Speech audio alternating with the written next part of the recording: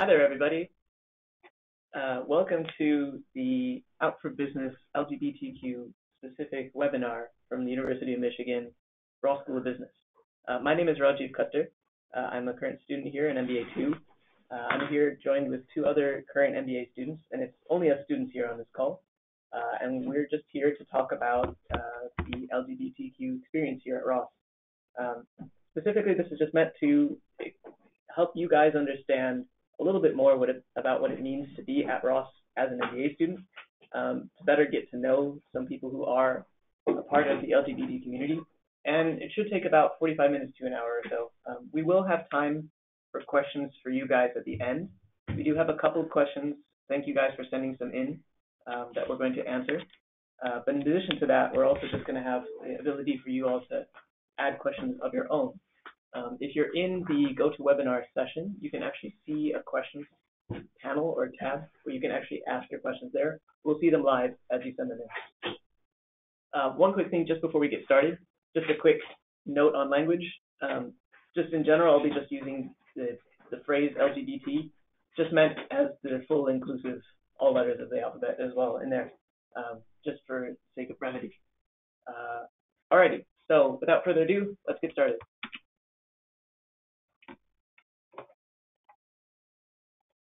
So, my name is Rajiv Khattar again. I'm a second-year MBA here at the University of Michigan. I'm from Chicago, and I went to the University of Illinois in Urbana-Champaign for my undergrad, where I majored in business and psychology. Before coming to Ross, I was doing consulting work at Deloitte, and I will be doing that afterwards, actually, as well, for some time.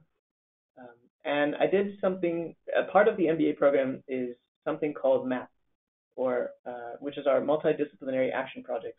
It's a part of the MBA curriculum where you spend the last quarter of your first year entirely dedicated to a consulting-like project anywhere in the world for any sort of different, any one of over 100 different companies. My project happened to be at the Icebreak Foundation, which is a nonprofit organization based out of Bangalore, India, where I worked on supporting the privacy, security, and inclusion for India's biometrically authenticated national ID system. And I know we have a couple people from India on the call. Specifically, I was working with the Aadhaar system and figuring out what the truth is and how we can improve it in the future. Over the summer, I interned at Dell in internal product strategy down in Austin. So it was a lot of fun to be working in marketing for the first time, and also to be in Texas for the summer. I also am a TA for negotiations here at Ross, and I'm also doing a broader University of Michigan-wide Diversity, Equity, Inclusion certificate. I'm also part of our Human Capital Club and our Tech Club, and I'm also a part of our Follies board. And Follies is our comedy group for the MBA students. So I have a little bit of fun just making fun of the ridiculousness that can be the MBA experience. And I'd like to pass it over to my other two students here that are here with me, classmates. Hi, everyone. This is Emily Fletcher speaking. So as you can see, I'm a dual degree student with the School of Public Policy, MBA, MPP, class of 2020. So I'm in my second year of 3 because I just couldn't get enough of Ann Arbor. I'm originally from Seattle, Washington, but attended college in New Hampshire at Dartmouth. There I studied neuroscience and anthropology, so coming from a totally non-business undergraduate background. Before my MBA, I was working in healthcare research and consulting at the Advisory Board Company in Washington, D.C. And because I'm a dual degree student and I'm here for 3 years, I get 2 summer internships. And so for my first summer internship in 2018, this past summer, I was working at Civic Consulting Alliance in Chicago, which does pro bono consulting for public sector clients, primarily at the local and county level, which was an awesome way to combine sort of my learnings from Ross and my learnings from the Ford School of Public Policy. Awesome organization. Got the job through a Ross alum. It was fantastic. I already mentioned I'm a dual degree student, and one of my biggest commitments at Ross is being a member of the Social Venture Fund, which is our student-led impact investing fund. So we get $50,000 every year from the school that we get to invest in a real impact-oriented company, and I'm the urban revitalization lead. So we screen companies across a variety of different sort of impact focus areas, and I focus on urban revitalization. We just finished our screening process where we got to look at 30 different companies, which was amazing, and we'll now move forward with due diligence on some of them. I'm also a member of the Smart Cities and consulting clubs. I'm recruiting now for my second internship for consulting, targeting Seattle offices because my partner and I are both from Seattle. And I'm also a graduate student instructor, basically a glorified TA of microeconomics for policy students, for Masters of Public Policy students at the Policy School. Okay, and I'm Santiago Spina. I'm originally from Medellin, Colombia, and I went to undergrad here at Tulane University, which is in New Orleans, and also did a joint degree program with Los Andes back in Colombia. Pre-MBA, I was working as a brand manager at Unilever. Worked all in marketing, like from assistant brand manager to manager.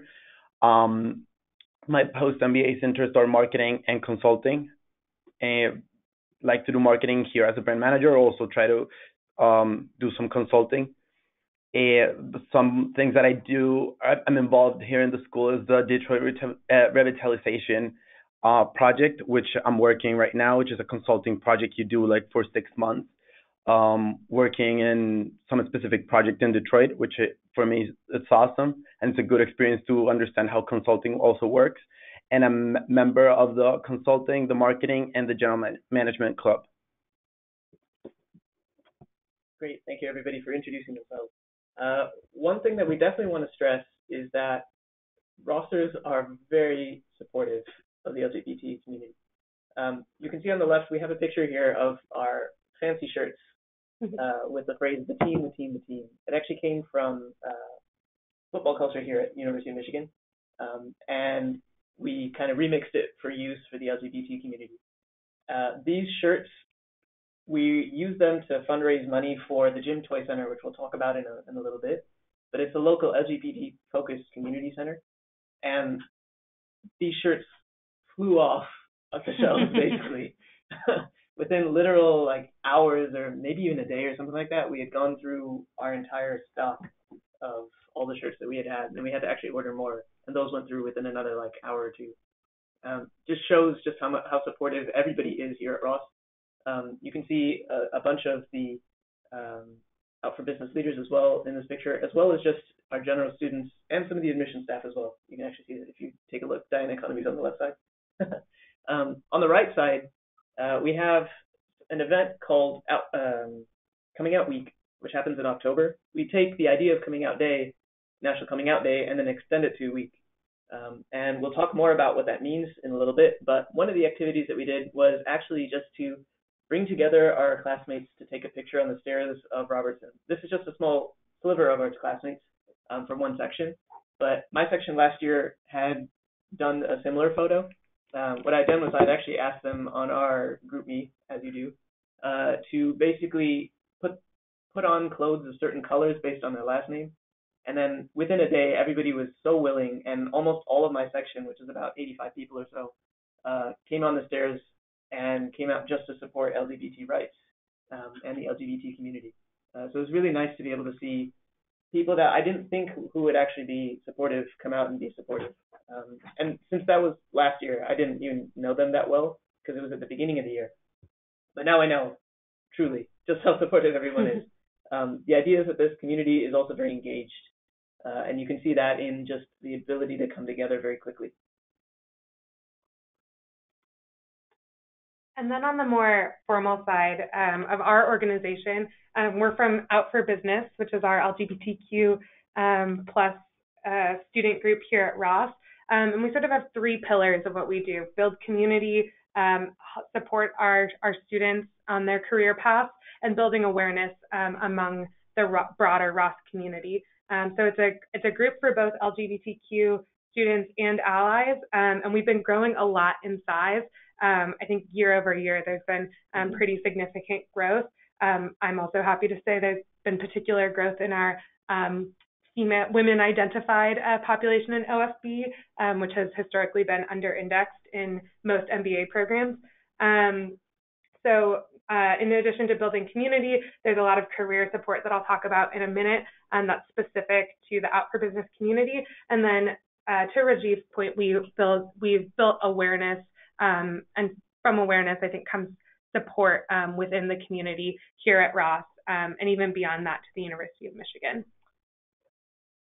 On the career side, these are companies that many of us have been connected to through the Ross LGBTQ network and the RAMBA conference, which we'll talk about in a little bit, as well as companies where we have alums or people are graduating students and first-year students are planning to go for full-time roles or internships. And on the professional development side, we have preferred access to many of these companies, both on campus at Ross and at RAMBA, which is a really fantastic opportunity throughout for business. And the school also provides specialized resume reviews and interview preparation because through these pipelines, sometimes there's early recruiting processes, and these have been very well supported by the school to get us up to speed for interviews earlier than some people might typically have them. Just a little more detail here on Coming Out Week, which we've already mentioned. So we extend our programming for Coming Out Day to a full week.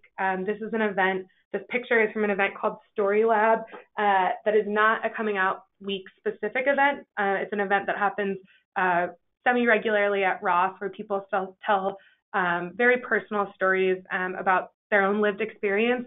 And we had one coinciding with Coming Out Week, which was a fantastic opportunity to build some visibility and give us that platform. We also had a special event, a Coming Out Stories event, which was very well attended. That also included some of our BBA students that also identify as LGBTQ, which I think is another avenue sort of for mentorship and shared community building.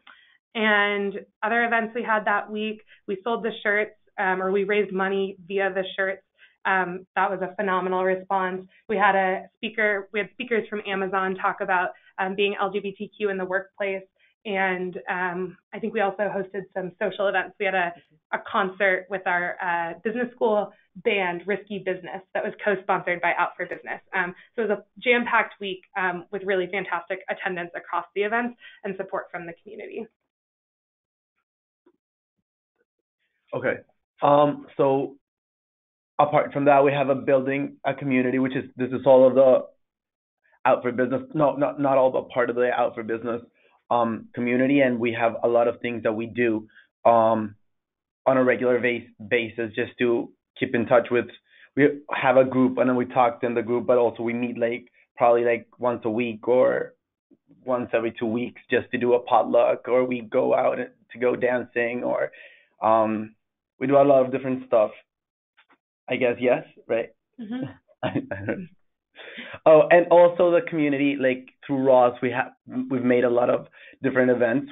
The one that is on the right is the bus, which is where people go before each game, like all NBAs. And we had a special event of the Out for Business Club where we sell T-shirts and sell different jelly shots to raise money, yes. And on the right, we have the Christmas party that we usually do, which is also very fun. And yeah, we do a lot of events. We don't have all the pictures there, but we do meet very regularly. And it's I think for me and I guess for everyone, it's a good support and a good network just to rely on this throughout the experience. On the more formal side, we also do put up events for the rest of the Ross community, actually the University of Michigan community, I suppose. We have something called MB Gay, which is our drag show that we put together. This is a picture from a couple of years ago, but MB Gay is a event that we put up in February or so, where we come together and everybody just dresses up in drag, including people who have never done that before, including people who you wouldn't think that would want to dress up in drag, come up together, and we come to raise money for various charities. Various teams come together to put together a dance and put up a show, and each of these different teams is supported by supports a different charity. And then attendees at MBGay are able to just donate in support of the team and in support of the individual organization that the team is helping sponsor, and give some money for that. It's just a really fun event. I really think NDGay is one of the bigger events here at Ross, in addition to some of the more diversity events that we find throughout the year, like Diwali, like this year's new Afrobeat, and even things like the Follies sketch show. And so NDGay is just another one of those storied events that everybody tends to attend. And I think it's just a lot of fun. And it also, again, just shows the support that everybody has for the LGBTQ community. Now, even more formally, we have a lot of support resources across the broader Michigan campus. One, for example, is the Spectrum Center. This is an absolutely fantastic LGBT-focused organization that is on campus for students, and I think it's one of the first of its kind. They have tremendous programming ranging from just ally development, so starting from absolute zero, how do you properly help people truly understand what the LGBTQ community is? How do you help them better understand how to communicate? How do you understand some of the lingo and the language and some of the jargon that people tend to use? All the way to, well, I am a queer person of color. How do I better understand how to get a job within research and things like that? And so this community resource just allows people to actually get a better sense of how to be an LGBT student, no matter what school you're from, including from Ross and the other professional schools, and even for undergrads, or even the broader Ann Arbor community, but also helps those who aren't in the community just better understand how to work with the community. There's also the individual clubs from the other graduate schools, things like Outlaws from the law school, Out in Public from public policy. And you can see that there are different groups that exist out there independent of the Out for Business group, which is here at Ross.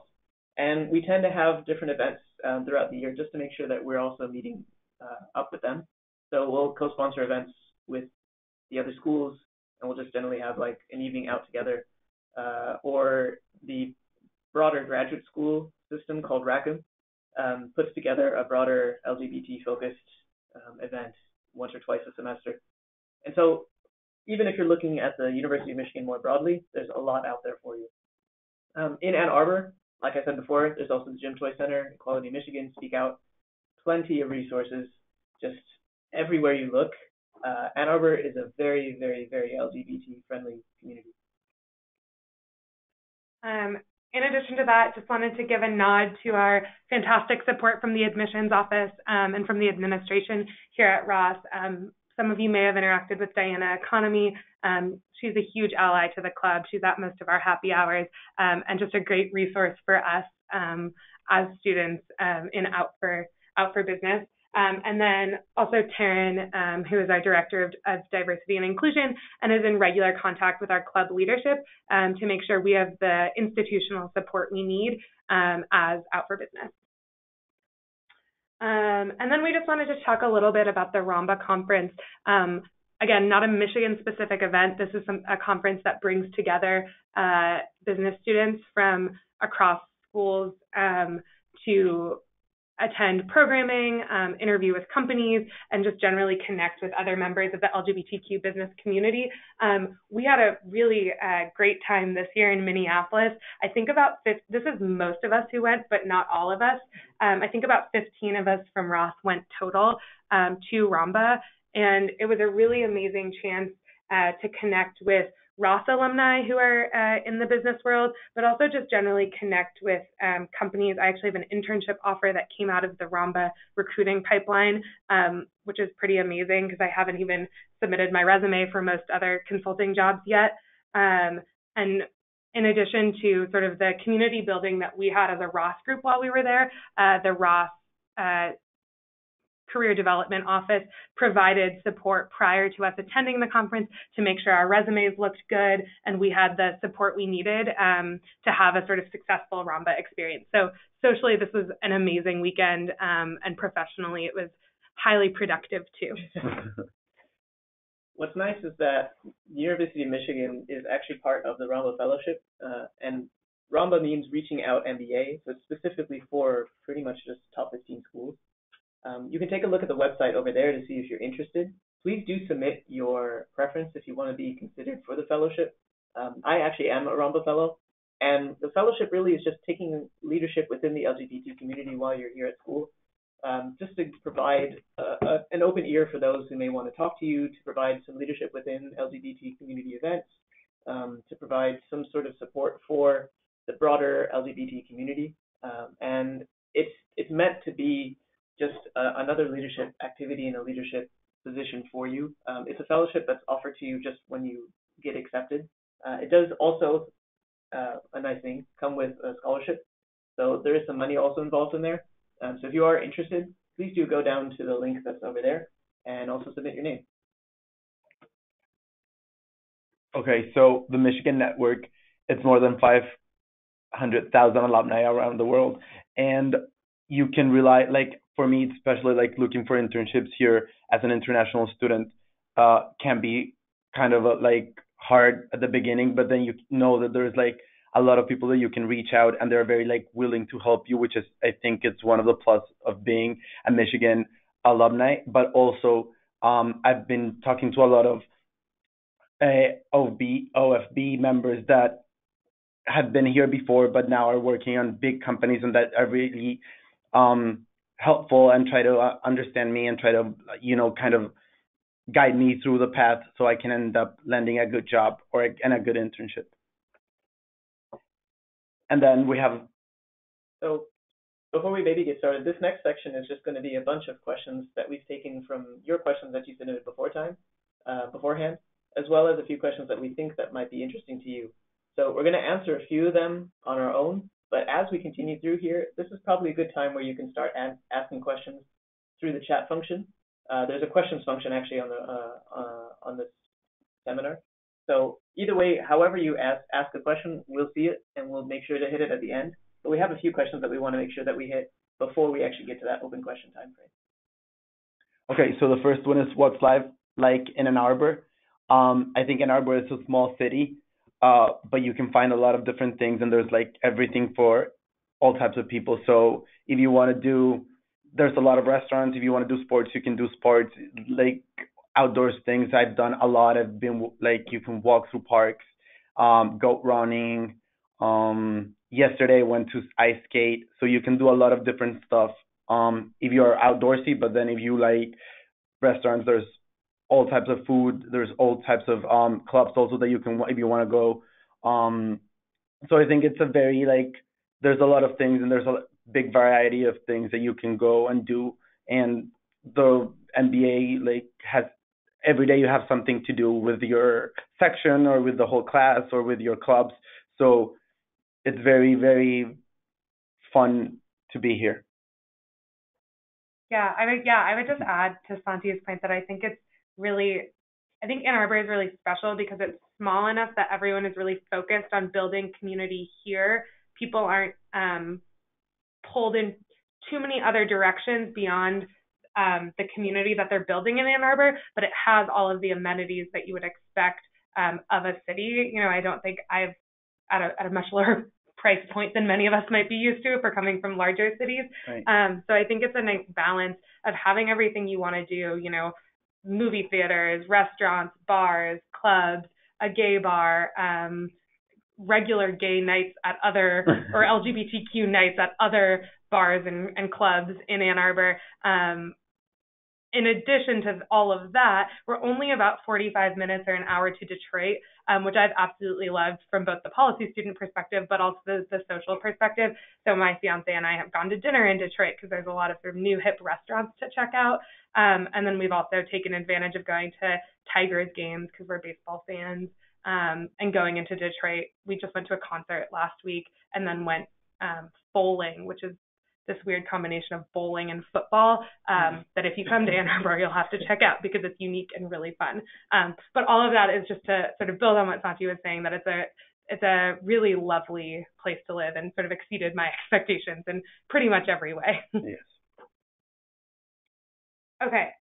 What's it like being LGBTQ at Ross. I think we've touched on this a little bit throughout. The number one thing I would highlight is the supportiveness of the Ross community, and also the general sort of open-mindedness, tolerance, acceptance, support from the broader school and the Ann Arbor community. It's a pretty liberal little enclave in Michigan, and so I've never actually, in my experience here, and I've been here for a year and a half now, felt othered in any meaningful way. I moved with a partner. My partner Katie is here with me, and we didn't really know what that would look like, and we weren't sure how she would feel as a partner within the Ross Partners Club, which is a pretty active club of all partners at Ross.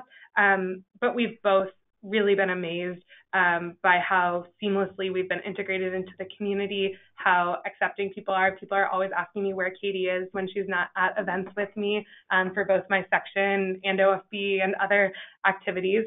So I would say, it really, in a lot of ways, it mirrors my experience in DC, where I was living before, where I just don't really think about it much in my day-to-day interactions with people, because I haven't had any problems, and I don't have to worry about people's reactions to me and my identity and having a female partner here with me.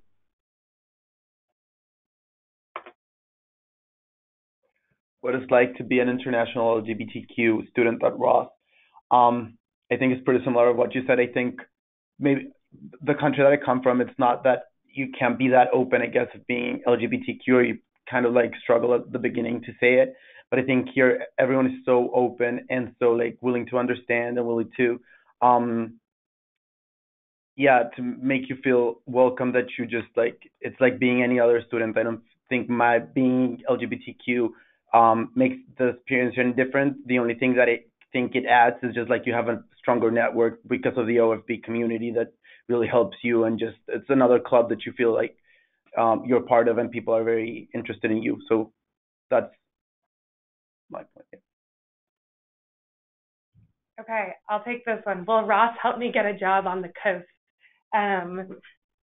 So as I mentioned at the beginning when I introduced myself, I'm from Seattle. So is my partner. At this point, it's kind of Seattle or bust, because we've been living away from what we consider home now for almost 10 years. So when I was actually picking an MBA program among the schools where I was admitted, I emailed people in the admissions office from every school and asked how many alumni they had in Seattle, because I was so focused on that as sort of a recruiting goal. And Ross blew the numbers out of the water, and and that was a big factor in my decision to come here. Ross has a huge network of alumni in the Seattle area, in San Francisco, in New York, or I should say the Bay Area more generally, including San Francisco, in New York, in DC, really everywhere. I mean, I think part of that is a function of we have, I believe, the largest living alumni network of any school as University of Michigan, not Ross specifically. And so those connections and the accessibility of those alumni has made recruiting for a coastal city very possible, and in fact, the path I'm pursuing pretty much exclusively. I think on top of that, a lot of the companies that are recruiting on campus here at Ross do have offices on the coast or are exclusively located in a coastal city. So, I mean, from this perspective, I've had no issues in the recruiting process. The only times it's been an issue is when companies I'm interested in just don't have Seattle offices, but that's more a them thing and not a Ross thing. I would like to add, the coast of Lake Michigan is also a coast. So the idea of people go to Chicago as well. People go down south. People go international. The idea is that we have a phrase here: if you go blue, you go anywhere. So no matter where you come from, once you come to Ross, people go everywhere. And you can see that in our employment statistics. And Ross will help you get a job wherever in the world you actually want to be, whether that be on the coast or not. Right. So what kind of support have you received from other Rossers? You may have heard a theme throughout this entire webinar that Rossers are very supportive, and that is very true. But including just beyond the LGBTQ community, there's also the ability to have support from Rossers in everything else. So whether it's general diversity type activities, rosters will be supportive. I kind of briefly brushed over a new event this year called Afrobeats. It was something that the African business students had put together. People who had come from the continent of Africa, from a number of different countries there, to put together just a dance party. And it was fantastic to be able to have these students come together, put together an event within like 2 weeks, and then have such good attendance from the rest of the Ross community. Also, this past November, I was also involved with fundraising for the Movember Foundation. I was growing out my mustache. And I've just been posting a bunch of reflections about what does it mean to be a man? What does it mean to have mental health issues? What does it mean to get support here at the University of Michigan throughout the month? And it was great being able to feel the support from the rest of my classmates, just for a cause that I thought was interesting to believe in. And that definitely has spanned the gamut in terms of Ross being supportive of whatever causes, whatever any one of our students might be involved in.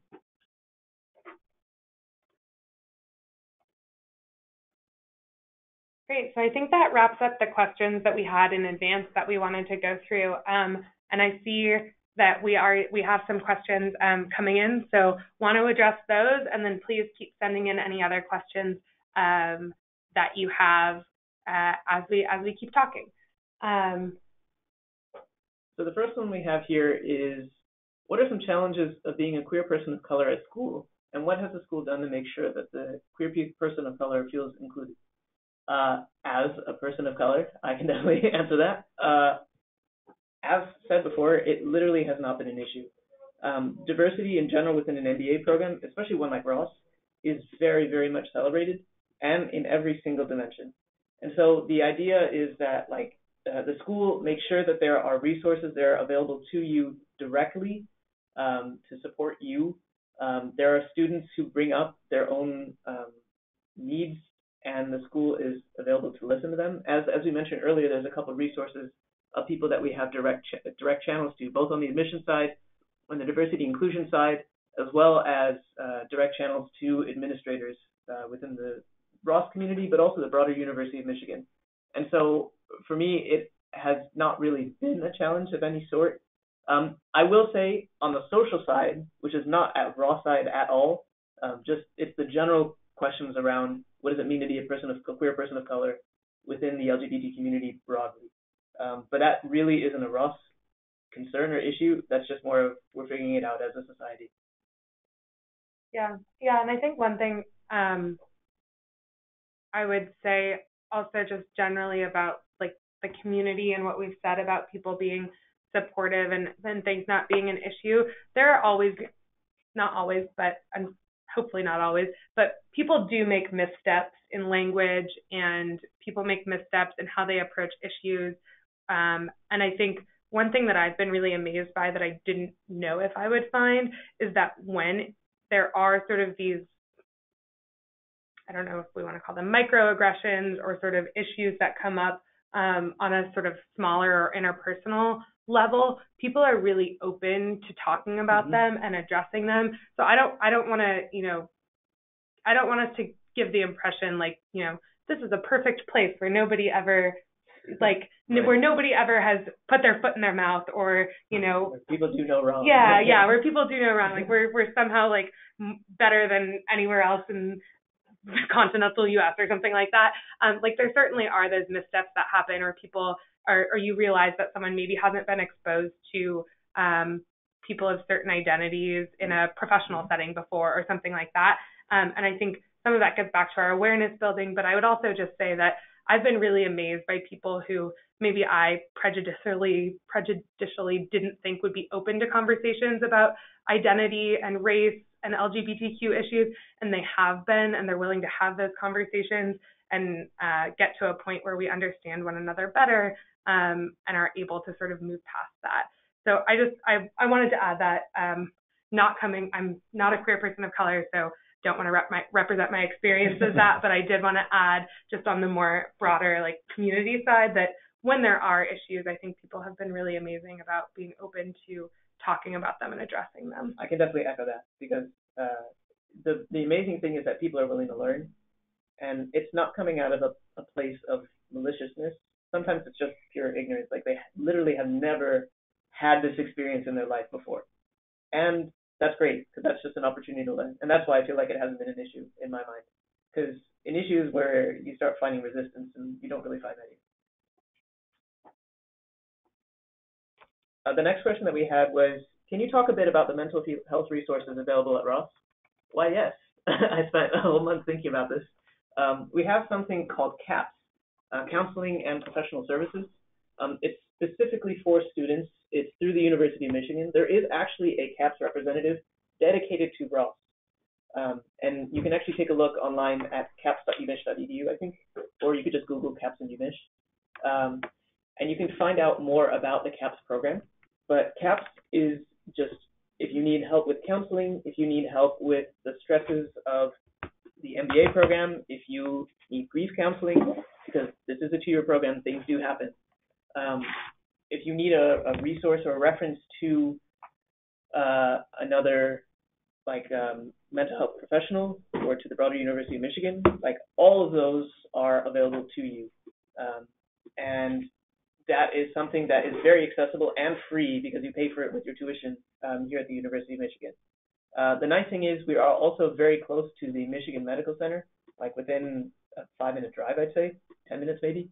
And there are plenty of people there dedicated towards that as well. And so I've never really seen any issues about access, nor about the lack of resources there. Ross, even the administrators also make sure that we pay attention to how students are feeling. We have common mental health breaks set up by the MBA Council. Actually, we just came from one. We were petting dogs. Oh, yeah. They're therapy dogs. Yeah, they're therapy dogs this morning here at Ross. So you can find even the small, like, day-to-day support stuff, in addition to being able to talk to people if you need to go talk to somebody about something more serious. Yeah. I think there's a new student group called the Comfort Zone. Oh, that's right. Yeah. That was just launched this year, and I think that's focused more broadly on self-care within the MBA process, since it can be high intensity, or it usually is high intensity. So giving us space as MBA students to sort of step away from the hecticness of our day-to-day lives, focused on recruiting and classes and social events and all of that. And I'm really excited about that resource. They're hosting sort of a study. We're in finals period right now, so they're prior to finals. They're hosting sort of a study break decompression session, which I'm looking forward to. I think later today, actually. This kind of also addresses what I was talking about a little bit earlier. Also addresses the next question, which is about, do graduate students at Ross also have access to any undergraduate LGBTQ support groups within the University of Michigan? Spectrum Center is completely University of Michigan wide and degree agnostic. So whether you're here for a graduate degree or you're here for an undergrad, you have the ability to avail of those services, and that's something that I find is very good. There are also graduate-specific resources, just because we are, 80-something thousand students here, so there are a lot of people, and so with the idea of having some graduate-specific ones, they also can tailor the support to what you need as a graduate student, as a mid-20s, upper 20s, 30s person on average, versus like the undergrad population. And so those are also there, in addition to the ones that are kind of pancentric.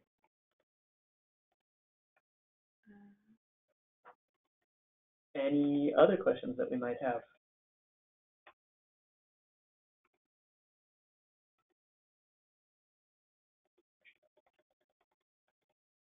Maybe give it another 30 seconds just in case somebody's typing something out.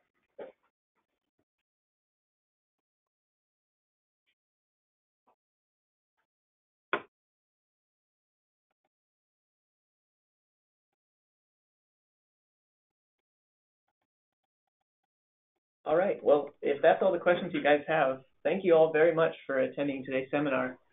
We do have a short survey that's coming out afterwards, so hang tight for that. But thank you again for being able to speak with us, and go blue. Go blue. And feel free to email us if you have any follow-up questions. Our emails are here on this final slide. So just feel free to jot those down or reach out to admissions if you forget them and have follow-up questions. Thanks again.